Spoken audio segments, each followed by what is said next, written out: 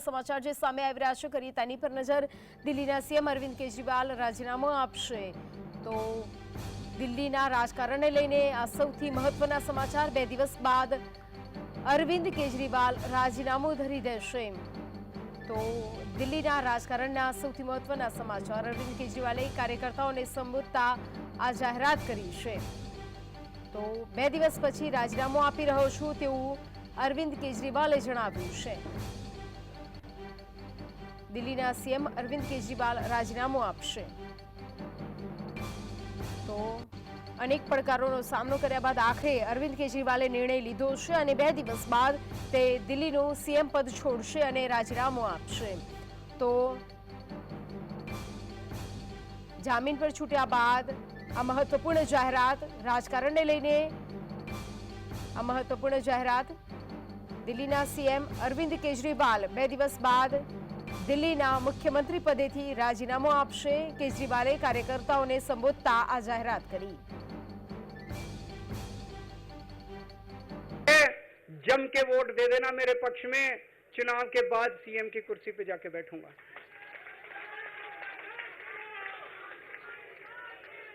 फरवरी में चुनाव है। आज इस मंच से मैं मांग करता हूं कि ये चुनाव नवंबर में कराए जाएं, महाराष्ट्र के साथ कराए जाएं, तुरंत कराए जाएं चुनाव।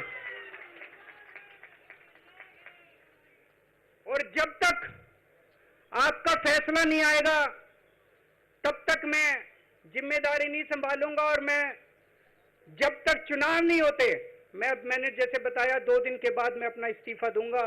जब तक चुनाव नहीं होते तब तक मेरी जगह आम आदमी पार्टी से कोई और मुख्यमंत्री बनेगा। अगले 2-3 दिन के अंदर विधायक दल की मीटिंग होगी और विधायक दल की मीटिंग में अगले मुख्यमंत्री के नाम का तय किया जाएगा। मैं मनीष जी से बात कर रहा था, जो पीड़ा मेरे मन में है वो पीड़ा मनीष जी के मन में भी है। इनके लिए भी वही सब कहा गया जो मेरे लिए कहा गया है। मनीष जी का भी कहना है कि ये दिल्ली के उप मुख्यमंत्री और शिक्षा मंत्री और मंत्री का पद तभी संभालेंगे जब दिल्ली की जनता कहेगी कि मनीष सिसोदिया ईमानदार। તો સીએમ અરવિંદ કેજરીવાલ આપશે રાજીનામું। દિલ્હીના રાજકારણને લઈને આ સૌથી મોટા સમાચાર। અનેક વખત આ પ્રકારે વિપક્ષ દ્વારા રાજીનામાની માંગ કરવામાં આવી હતી। આખરે 2 દિવસ બાદ અરવિંદ કેજરીવાલ રાજીનામું આપશે। વધુ વિગતો સાથે સહયોગી અનિલ સ્ટુડિયોથી લાઈવ જોડાઈ ગયા છે। અનિલ, બહુ બધી વખત દબાણ ઊભું કરવામાં આવ્યું હતું કે આ પદ છોડી દે, કારણ કે દિલ્હીની જનતાને ક્યાંક ન્યાય નથી મળી રહ્યો અને આખરે હવે આ જાહેરાત ખુદ મુખ્યમંત્રી અરવિંદ કેજરીવાલે કરી દીધી છે। કેવી રીતે આપાને જુઓ છો? લોકો હંમેશા કહેતા હોય છે ને કે આ મોદીનો માસ્ટર સ્ટ્રોક, મોદીનો માસ્ટર સ્ટ્રોક। આ કેજરીવાલનો માસ્ટર સ્ટ્રોક છે ગાયત્રી। કેમ કહું છું? જામીન એમને કયા શરતે મળ્યા? જામીન એમને એ જ શરતે મળ્યા કે તમે સીએમ હાઉસ, સીએમઓમાં નહીં જઈ શકો, કાર્યાલયનું પદભાર નહીં સંભાળી શકો, કોઈ ફાઇલ ઉપર તમે સહી નહીં કરી શકો। મતલબ સાફ હતું કે ભલે તેઓ સીએમ હોય નામના, તેમને સુવિધાઓ મળશે સીએમ પદની, પણ તેઓ એક સિંગલ વસ્તુ પર સહી નહીં કરી શકે। એ વાતનો અહેસાસ સાથે જે રીતે બીજેપી સતત એમના ઉપર પ્રેશર બિલ્ડઅપ કરી રહી હતી અને લોકોમાં એક ભાવના કરવાનો પ્રયત્ન હતું કે જો સીએમ પદનો કેટલો મોહ છે અરવિંદ કેજરીવાલને કે જેલમાં 5-6 મહિના હોવા છતાં તે પદ છોડતા નથી। એમને સત્તા જરૂરી છે, એમને આરોપો એમના પર લાગે, નૈતિકતા એમના માટે કંઈ નથી। એ વાત વારંવાર ભાજપના માધ્યમથી કહેવામાં આવ્યું હતું। તમે જુઓ કે ટ્રાન્સફર પોસ્ટિંગ અધિકારીઓનું ના કરી શકે અને જ્યારે પણ કોઈ વાત થાય અધિકારીઓ ત્યાંના મંત્રીઓની વાત ન માને। આ તમામ વસ્તુઓ હતી જેના કારણે આમ આદમી પાર્ટી અને ખાસ કરીને અરવિંદ કેજરીવાલને લાગતું હતું કે જો તેઓ રહેશે અને જેટલી સમય રહેશે તેટલું તેમને નુકસાન છે અને એટલા માટે જ તેમણે હવે શું કીધું, 2 દિવસ પછી તેઓ જશે, રાજીનામું આપશે। એના પછી કોઈ વ્યક્તિ, એમાં ગોપાલ રાય પણ હોઈ શકે છે, આતિશી પણ હોઈ શકે છે, સૌરભ ભારદ્વાજ પણ હોઈ શકે છે। આ 3 લોકોએ જે રીતે સરકારને સંભાળી એમના અનુપસ્થિતિમાં, એ જરૂરથી સ્પષ્ટપણે લાગે છે કે આ 3માંથી કોઈને એ સીએમ બનાવી શકે છે, કારણ કે સુપ્રીમ કોર્ટે અરવિંદ કેજરીવાલના સીએમઓમાં જવા ઉપર પ્રતિબંધ મૂક્યું છે, પણ જો કોઈ બીજો સીએમ બનશે એ જઈ શકે છે ત્યાં। એટલે કે ભલે અરવિંદ કેજરીવાલ સીએમ નહીં હોય પણ તે સુપર સીએમ તરીકે કામ કરશે, જે પણ એના લોકો હશે, જે એમની ગાઈડલાઈન હશે એ પ્રમાણે કામ કરશે. એટલે એક તોડ જે કાટ જે હતી સુપ્રીમ કોર્ટની કે તેઓ ન જઈ શકે, કામ ન કરી શકે, વિપક્ષની જે એક વાત હતી, એ આઈડિયાનો એ દાવનું જે તોડ છે એ વચ્ચેથી કાઢી લાયા. બીજી મહત્વપૂર્ણ વાત, એમણે કીધું કે ફેબ્રુઆરી 2025માં ચૂંટણી છે. જો એમણે પડકાર ફેંક્યો છે ભાજપને, ઇલેક્શન કમિશનને, કે તેઓ નવેમ્બરમાં જ્યારે મહારાષ્ટ્રનું ઇલેક્શન છે તેની સાથે કરાવી જોઈએ. 2-3 મહિના પહેલા જની વાત છે. તમારી પાસે હવે 4-5 મહિના રહ્યા છે. ઈચ્છે તો 3 મહિના પહેલા કે 6 મહિના પહેલા અથવા 6 મહિના પછી એ પાવર જે છે સરકાર જો લખીને આપી દે કે અમે ઇલેક્શન કરવા માંગીએ છીએ તો ઇલેક્શન કમિશને કરાવી શકે છે. પણ અહીં એલજી પણ છે, એટલે એલજીને પણ પત્ર લખવું પડે કે આ હવે જે સરકાર જે છે તે ડિઝોલ્વ થવા માંગે છે અથવા તો તે ઇલેક્શન કરવા માંગે છે, તો ઇલેક્શન કમિશનર અથવા ઇલેક્શન કમિશન એને લઈને વાત કરે, ત્યાં રિવ્યૂ બેઠકો કરે, કઈ રીતે તમામ પ્રકારની વસ્તુઓ થઈ શકે, સુરક્ષાથી માંડીને સંવેદનશીલ બૂથોને લઈને, અને પછી બાકી જે સર્વદલીય બેઠક કરીને પક્ષો સાથે ચર્ચા કરે કે ભાઈ તમામ લોકો તૈયાર હોય તો આપણે નોટિફિકેશન બહાર પાડી શકીએ છીએ.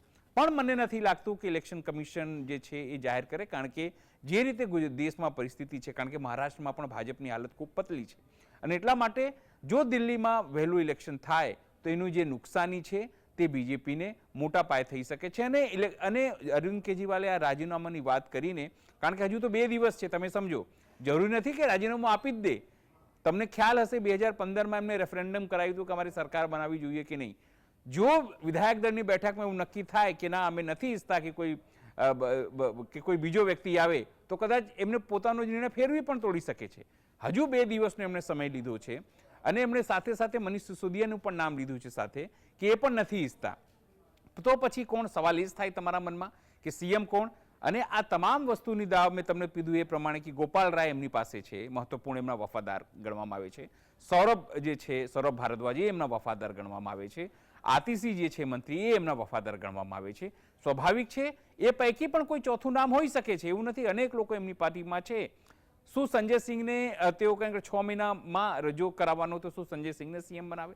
અનેક પ્રકારની ગણિતો છે, પણ આ આખી વાતની જે તોડ છે એ વાતને લઈને જ છે. એક સંદેશો એ કે હું ઈમાનદાર છું, લોકો માટે કામ કરવા માંગુ છું. બીજી વસ્તુ એ સુપ્રીમ કોર્ટે જે પાબંદીઓ અરવિંદ કેજરીવાલ ઉપર લગાવી છે એ પાબંદીઓને કઈ રીતે તોડી શકાય, કઈ રીતે કાપી શકાય અને પોતાનું કામ કરી શકાય, એને લઈને આ તમામ જે નિર્ણય છે હું એ રીતે જોઉં છું. ગાયત્રી. અનિલ, આ પહેલા પણ જ્યારે વિપક્ષ દ્વારા આક્ષેપો કરવામાં આવ્યા હતા કે જેલમાં છે છતાં પણ સત્તાનો લોભ છે, અનેક વખત રાજીનામાની માંગ વિપક્ષ દ્વારા કરવામાં આવી હતી આ પહેલા, ત્યારે ક્યારેય નહીં, અને અત્યારે જ્યારે ચૂંટણી નજીકમાં છે, આ કોઈ ચૂંટણીને લઈને રણનીતિ હોઈ શકે કે કેમ? બિલકુલ. જ્યારે તમે જો પહેલી વખત ઈડીએ એમને પકડ્યા અને જેલમાં નાખ્યા, ત્યારે તેઓ ફાઇલ મંગાવતા હતા જેલની અંદર, ત્યાંથી સહીઓ કરતા. તમને ખ્યાલ હોય જેલ બોર્ડના ફાઇલો ઉપર તેમણે જ્યારે વોટર ક્રાઇસિસ હતી મેમાં, જૂન, જુલાઈ, એપ્રિલ, મેમાં, ત્યારે તેઓ ફાઇલ મંગાવીને ત્યાં સહી કરતા.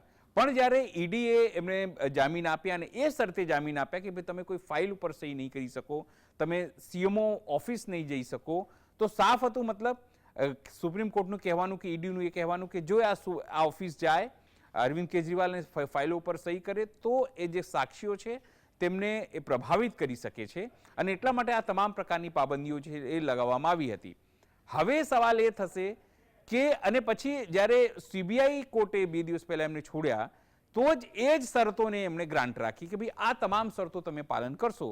એટલે અરવિંદ કેજરીવાલને એવું લાગ્યું કે જો સીએમ પદ હોવા છતાં માત્ર સીએમની સુવિધાઓ મળશે પણ સીએમના પાવર તેઓ નહીં ભોગવી શકે, તો એ સીએમ પદનો કહેવાનો રહેવાનું મતલબ નથી ને. એ સિવાય ઘણા બધા કામો હોય છે ગાયત્રી, પ્રશાસનિક કામો હોય છે, લોકોની ગ્રાન્ટોથી કઈ રીતે આગળ વધવું, કેબિનેટની બેઠકો, આ તમામ વસ્તુ હોય છે એ અટકી પડી છે. કેબિનેટની બેઠક, કારણ કે પૂર્ણ રાજ્ય નથી, અધિકારીઓ ભલે એમના મંત્રીઓની વાત ન માનતા હોય, પણ કેબિનેટની બેઠક તમારે મળવી જોઈએ ને. એટલા માટે જ તમે જુઓ જે 7 ભાજપના લોકોએ લેટર લખ્યું હતું રાષ્ટ્રપતિને કે ભાઈ જો સીએમ જેલમાં છે, કેબિનેટની બેઠક થઈ શકતી નથી, તો તમે રાષ્ટ્રપતિ શાસન કેમ નથી લગાવી દેતા? પણ એના માટેની આખી અલગ પ્રોસેસ છે, એ પણ એક પ્રેશર ટેકનિક હતી. પણ હવે જો સીધી રીતે ચૂંટણી અંદર જો ફ્રી થઈ જાય ત્યાંથી રાજીનામું આપીને અને એ પ્રચાર કરે બધી જગ્યાએ, તો 2 વસ્તુ હતી. એક વસ્તુ એ હતી ભાજપને એવું લાગ્યું કે જો એમને છોડવામાં આવે અથવા જામીન મળી જશે, સુપ્રીમ કોર્ટ તરફથી આપી દેવામાં આવ્યું, તો એ જઈને ફૂલ ફ્લેશ પોતાનું ધ્યાન જે છે એ હરિયાણામાં કરશે, અને હરિયાણામાં થશે તો આમ આદમી પાર્ટી અને જે કોંગ્રેસ છે એની વચ્ચેની લડાઈમાં ક્યાંક ને ક્યાંક ભાજપને ફાયદો થઈ શકે એવી સ્થિતિ હતી. પણ આજની સ્થિતિ એવી છે, આમ આદમી જે રીતે અરવિંદ કેજરીવાલે પોતાની વાત કરી છે, એ સમગ્ર સેટબેક છે એ ભાજપ માટે થશે, કારણ કે એમણે સ્પષ્ટપણે પોતાની ઇન્ડિકેશન આપી દીધું છે કે સંપૂર્ણપણે ધ્યાન છે તે કેન્દ્રિત એ દિલ્હીમાં જ કરવાના છે. એ કદાચ બીજી જગ્યાએ એટલું પ્રભાવી પ્રચાર ન પણ જાય, એટલે જે દાવ હતો ભાજપનો એ કદાચ ઊંધો પડતો દેખાઈ રહ્યો છે. જી અનિલ, જોડાઈ સમગ્ર માહિતી આપવા બદલ આપનો આભાર.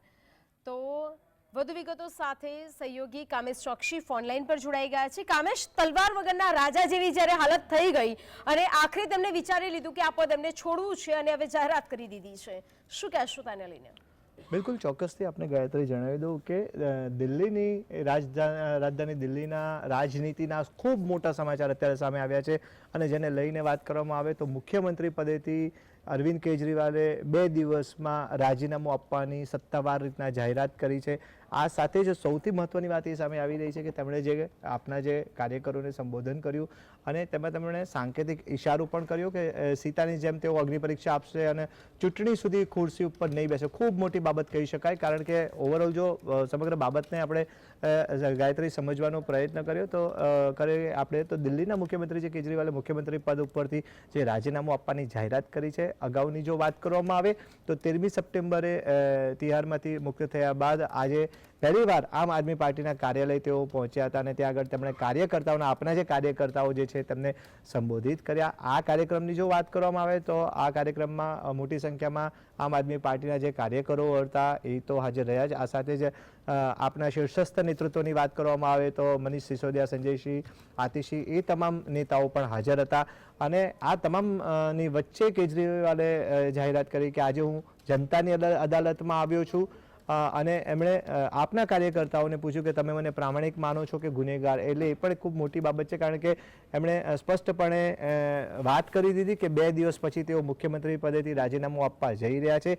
જ્યાં સુધી જનતા ચુકાદો નહીં આપે ત્યાં સુધી તે ખુરશી પર નહીં બેસે, આવો તેમણે સ્પષ્ટ સાંકેતિક ઇશારો કર્યો છે. એટલે આ બાબતને લઈને કહી શકાશે કે હવે આગામી 2 દિવસમાં અરવિંદ કેજરીવાલ દિલ્હીના મુખ્યમંત્રી પદેથી રાજીનામું આપશે. આ સાથે જ આગામી અત્યારની જે સ્થિતિ જે છે વર્તમાન સ્થિતિની તેને લઈને જો વાત કરવામાં આવે તો હવેથી થોડાક જ આગામી સમયમાં જ હવે ચૂંટણી છે, અને જેને લઈને તેમણે જનતાને પણ અપીલ કરી હતી કે જો જનતાને લાગે કે તેઓ પ્રામાણિક છે તો તેમને મત આપે, નહીંતર મત ના આપે. પરંતુ જે જનતાએ તેમને પ્રામાણિક માનીને તેમને મત આપશે તો તે તેમની ઈમાનદારીનું પ્રમાણપત્ર હશે તેવું તેમણે કીધું. તમે વોટ કરશો તો જ હું મુખ્યમંત્રીની ખુરશી પર બેસીશ તેવો તેમણે ઇશારો કર્યો છે. એટલે ખૂબ મહત્વની વાત છે કે જ્યારે કહી શકાય કે અરવિંદ કેજરીવાલ જેલ મુક્ત થયા અને ત્યારબાદ પહેલીવાર જ્યારે તેમણે આમ આદમી પાર્ટીના કાર્યકરોને સંબોધન કર્યું અને સંબોધનમાં સીધી જ જાહેરાત કરી દીધી છે કે 2 દિવસ બાદ તેઓ દિલ્હીના મુખ્યમંત્રી પદેથી રાજીનામું આપશે. જી કામેશ, નવેમ્બરમાં ચૂંટણી યોજાવી જોઈએ તેને લઈને પણ તમને ઉલ્લેખ કર્યો છે, કોઈ આ રણનીતિનું કોઈ ડગલું કહી શકાય? ચોક્કસથી કહી શકાશે. તે સંભાવનાઓને આપણે નકારી શકીએ નહીં, કારણ કે અગાઉની વાત કરીએ તો દિલ્હીમાં કહી શકાય કે રાજનીતિ એમાં ખૂબ ચઢાવ ઉતાર જોવા મળી રહ્યા છે. અગાઉની વાત કરીએ અરવિંદ કેજરીવાલની જ વાત કરવામાં આવે તો તેઓ જેલમાં હતા, ત્યારબાદ તેમને જામીન આપવામાં આવ્યા, તેઓ જેલ મુક્ત થયા અને નવેમ્બરમાં હવે જ્યારે ચૂંટણી યોજાવાની છે ત્યારે તેમણે સીધું રાજીનામું ધરી દીધું છે. એટલે આ એક મોટી બાબત છે. બીજી બાબત એ પણ તેમણે કીધું કે ધારાસભ્ય દળની બેઠકમાં આગામી મુખ્યમંત્રી વિશે નિર્ણય કરવામાં આવશે. તેઓ અગ્નિ પરીક્ષા આપવા તૈયાર છે તેવી તેમણે સ્પષ્ટ રીતના તેમણે તેનો સાંકેતિક ઇશારો કર્યો. એટલે કહી શકાશે. બીજી બાબત તેમણે એ પણ સૂચવી કે મનીષ સિસોદિયા મુખ્યમંત્રી નહીં બને અને ધારાસભ્ય દળની બેઠકમાં નવા મુખ્યમંત્રીનું નામ જાહેર કરવામાં આવશે. એટલે આ એક સ્પષ્ટપણે બાબત છે કે હવે અરવિંદ કેજરીવાલ દિલ્હીના મુખ્યમંત્રી પદે નહીં તો હવે કોણ મુખ્યમંત્રી બનશે તેને લઈને પણ હવે કવાયત શરૂ થઈ ગઈ છે. જોકે અરવિંદ કેજરીવાલે જ એક બાબતની સ્પષ્ટતા કરી દીધી છે કે તેઓ 2 દિવસ પછી તેઓ સત્તાવાર રીતના સેમ પદેથી રાજીનામું આપશે. ને આ સાથે તેમણે તે પણ જણાવ્યું કે મનીષ સિસોદિયા સેમ પદે નહીં આવે. એટલે ધારાસભ્ય દળની હવે આગામી સમયમાં બેઠક યોજાશે અને ધારાસભ્ય દળની બેઠકમાં મુખ્યમંત્રીના નામની સત્તાવાર રીતના બેઠક બાદ મંથન બાદ જાહેરાત કરવામાં આવશે. જી કામેશ, જોડાઈ સમગ્ર માહિતી આપવા